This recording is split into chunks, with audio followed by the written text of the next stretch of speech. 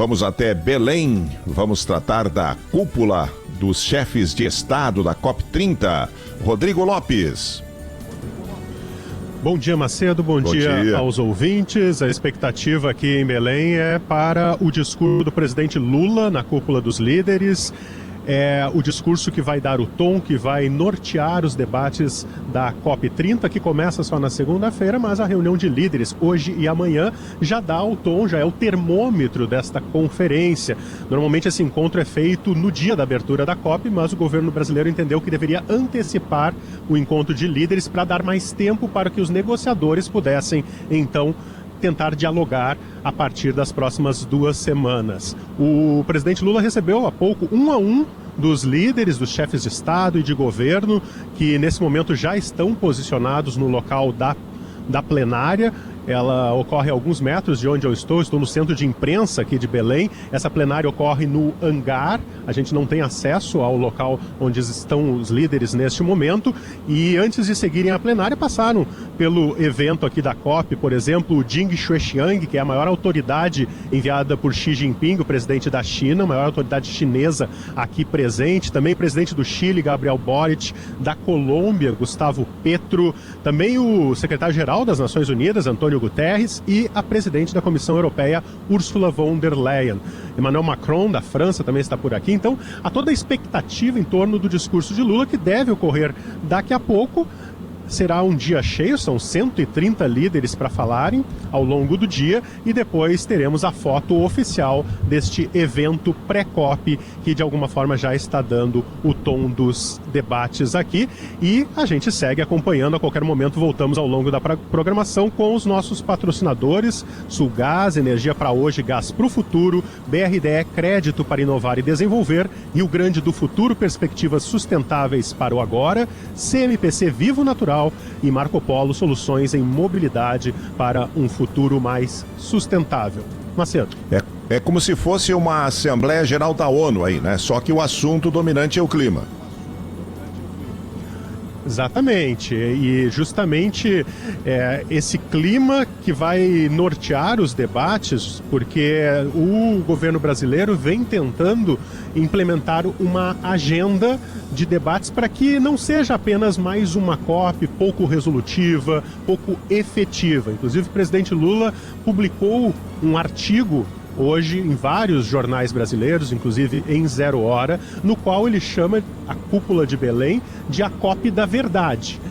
Hoje, cada um dos líderes terá aí cerca de 5 minutos para falar, para se comprometer. E o Brasil tem como trunfo, quer levar como um ponto que seria considerado um sucesso da COP30, justamente um compromisso dos países, especialmente os países ricos, países desenvolvidos, que enriqueceram graças ao uso de combustíveis fósseis, petróleo, gás, um compromisso desses países com as nações mais pobres, aquelas que sofrem os efeitos climáticos de forma mais avassaladora. O Acordo de Paris, lá de 2015, propôs um valor de 100 bilhões de dólares que os ricos deveriam dar aos pobres. Não foi feito, isso não se chega ao final de cada ano com este montante total.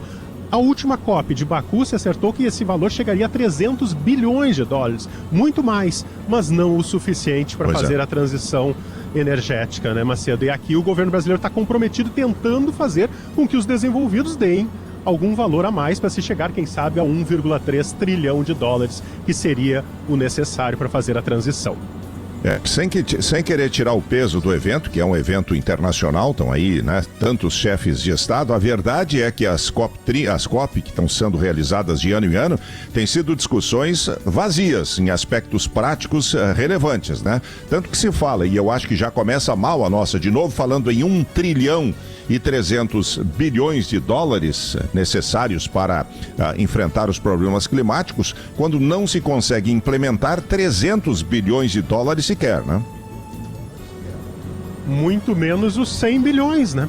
Já no ano passado não se chegava aos 100 bilhões por ano. Sim, 100 é bem já menos. É algo inalcançável. Imagina 1,3 trilhão.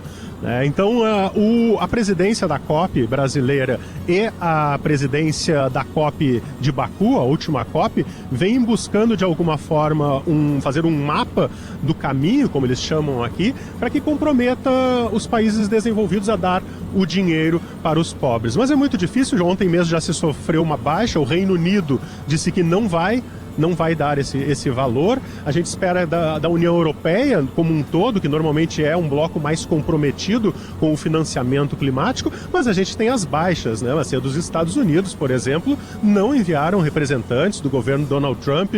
A Argentina aqui, de Javier Milei, não enviou representante. Então tem aquelas baixas que aos poucos começa, muitas vezes, a esvaziar a cúpula dos líderes e a esvaziar e a deixar a gente um pouco pessimista com relação ao futuro da COP30, que é importante, ocorre na Amazônia, é a primeira vez que o mundo, de alguma forma, vai ver o que acontece aqui na Amazônia, mas, ao mesmo tempo, não adianta só falar, não adianta só boas intenções, precisa-se de efetividade, até porque 2024 já foi o ano mais quente da história, já se ultrapassou aquele famoso 1,5 grau em relação ao período pré-revolução industrial. Claro que para isso ser considerado pela ONU como uma mudança traumática, um ponto de não retorno, seria necessário uma média de 10 anos, mas um ano, o 2024, já se ultrapassou. Sim. 1,5 grau, né? Essas reuniões têm que deixar de ser apenas o blá blá blá e se tornarem algo efetivo. Claro que não é só governos, aqui a gente tem empresas, tem o agronegócio, tem o setor energético, que também cada vez mais se envolve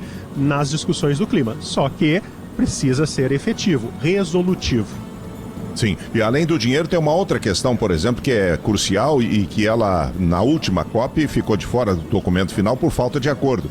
É a questão que envolve combustíveis fósseis. Um país como a China, por exemplo, né, dificilmente vai recuar nessa questão aí, porque ainda utiliza muito combustível fóssil, muita mina de carvão, para pegar só o exemplo de um gigante do mundo atual que não fecha, que não entra em acordo quanto à redução das emissões, né? Um gigante que é o segundo maior poluidor do mundo, né, atrás dos Estados Unidos. Então, a gente percebe uma pouca vontade política. Nós temos um mundo cada vez mais em guerras, com investimentos financeiros em armamentos, como a Europa, com medo da guerra na Ucrânia, por exemplo, com os Estados Unidos recuando e dizendo que não vão participar desse tipo de acordo. Então tem um mundo cada vez mais dividido, fragmentado, em que o sistema multilateral, que a gente chama que é as Nações Unidas, que são as COP, que isso aqui é um grande condomínio de países, né, Marcelo? E o que dificulta os acordos aqui também é a necessidade de consenso. O documento final que tu citaste, ele precisa que cada país concorde, porque se um país não concordar com um determinado artigo do documento, já não vale. Então, por isso se demora tanto para as negociações, o corte de emissões é fundamental, e aí tu traz o exemplo da China. Não adianta se ter carro elétrico, por exemplo, se a matriz energética, a qual se produz a energia elétrica, é muitas vezes o carvão. Então é isso que precisa mudar, né? Não adianta só ter, muitas vezes, o carro elétrico se a matriz energética ela não é a partir de uma energia limpa, né? Perfeito. Tá aí o Rodrigo Lopes, espichei um pouquinho a conversa com ele para o nosso ouvinte entender que o evento é importante, o mundo está reunido no Brasil para discutir o clima, mas é como reunião de condomínio onde os vizinhos não se dão. Dificilmente há acordo para fechar a ata final, para tomar as decisões, especialmente no que se refere num condomínio, aquelas despesas extras.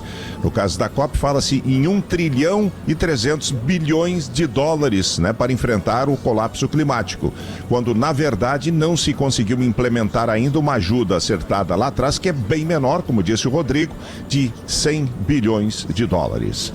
Agora, 11h27. Fala, Rodrigo. Só para uma correção rápida aqui, eu citei que a China é o segundo maior poluidor e os Estados Unidos o primeiro. É o contrário, tá? China é o maior poluidor do mundo, Estados Unidos em segundo lugar. Mas estamos falando dos dois maiores vilões nesse quesito aí, né? Porque quando eu falei da China, a China está presente para discutir. Os Estados Unidos, via Donald Trump, rejeitam também reduzir as emissões de combustíveis fósseis e nem estão aí para discussão, né? Estão de costas para o que o mundo está discutindo aqui na COP30, né? Com certeza, e a China está com uma delegação grande, são 300 delegados, possivelmente a maior delegação. Está comprometida, inclusive vem apoiando os debates e, como tu falaste, está tentando, está fazendo alguma coisa, ao menos está se propondo a participar dessa grande reunião de condomínios. A ausência é daqueles que, como os Estados Unidos e a Argentina, que não vêm se comprometendo mesmo em tornar o planeta ambientalmente correto. E no caso da Argentina a gente sabe por quê, né? O Milei é um chaveirinho do Trump. Se o Trump diz para não vir, ele não vem, porque está inclusive ligado aos Estados Unidos hoje por um acordo aí de financiamento, de socorro, de envio de dólares, que depende muito do sim do Milei para as coisas que o Donald Trump diz lá nos Estados Unidos, né?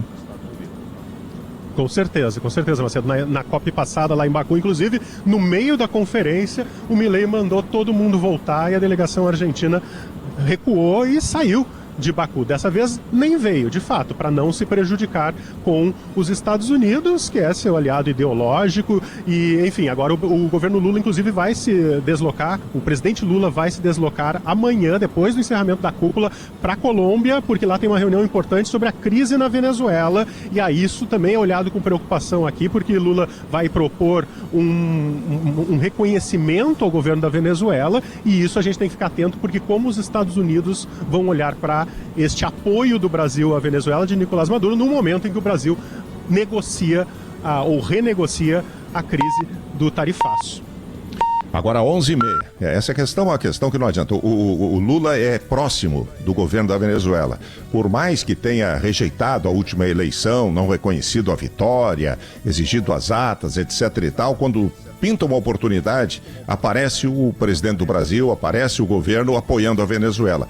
Inclusive nesse momento aí em que, tudo bem, o Brasil tem que se preocupar com a questão regional, mas a Venezuela também não se ajuda. E aí o Brasil sai, o presidente muda a sua agenda, vai à Colômbia participar dessa reunião lá da CELAC para manifestar apoio à Venezuela, no meio de uma negociação com os Estados Unidos, que são justamente quem estão nesse impasse aí, inclusive com a possibilidade de uso de força militar contra a Venezuela. Como se uma posição dos países latino-americanos em relação a isso fosse fazer diferença frente a um governo de um líder temperamental que faz o que lhe dá a cabeça, o Donald Trump. O que o Brasil pode arrumar é sarna para se coçar na negociação sobre o tarifaço, que impacta aí na sua vida, no seu negócio, no seu trabalho. Aqui no Rio Grande do Sul muita gente perdeu dinheiro e está perdendo por conta do tarifaço. Pois é, o presidente brasileiro vai lá abrir a boca em defesa da Venezuela, sabendo que isso pode repercutir mal lá em Washington.